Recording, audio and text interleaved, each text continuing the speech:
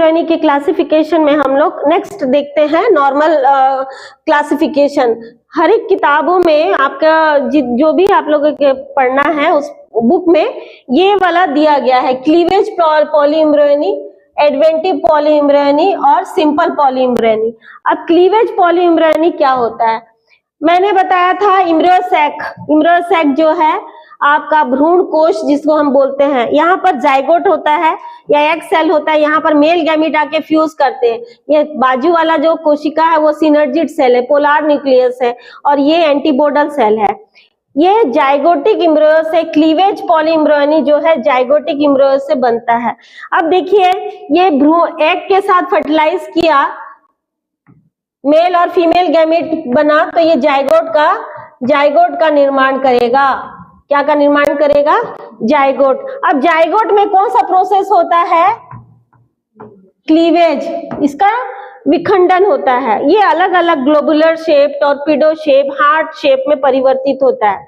जब इसका विखंडन होता है, एक से क्या बनेगा बेटा? दो से क्या बनेगा? चार से कितने बनेंगे? 8।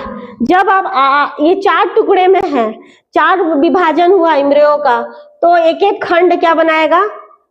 इम्ब्रियो बनाएगा। जैसे हम 4 में तोड़े हैं तो 4 इम्ब्रियो बनाएगा, 8 में तोड़ेंगे तो 8 इम्ब्रियो बनेगा।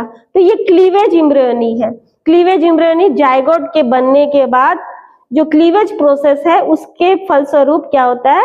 बनता है। ठीक है, अब दूसरा देते हैं एडवेंटिव इम्ब्रियोनी। एडवेंटिव इम्ब्रियोनी मैंने पहले ही बताया था, जो इम्ब्रियोसैक होता है, इम्ब्रियोसैक के बाहर न्यूक्लियस सेल्स होते हैं जिसका नेचर कैसा होता है? 2n होता है, या इंटीग्यूमेंट सेल होते हैं। इंटीग्यूमेंट सेल से हमारा सीड कोड का निर्माण होता है। ये इंटीग्यूमेंट सेल का भी नेचर कैसा होता है?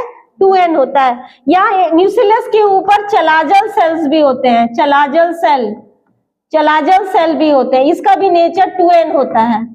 तो ये डिप्लॉइड कोशिका है और डायरेक्ट क्या करता है? इम्ब्रियो का फॉर्मेशन करता है।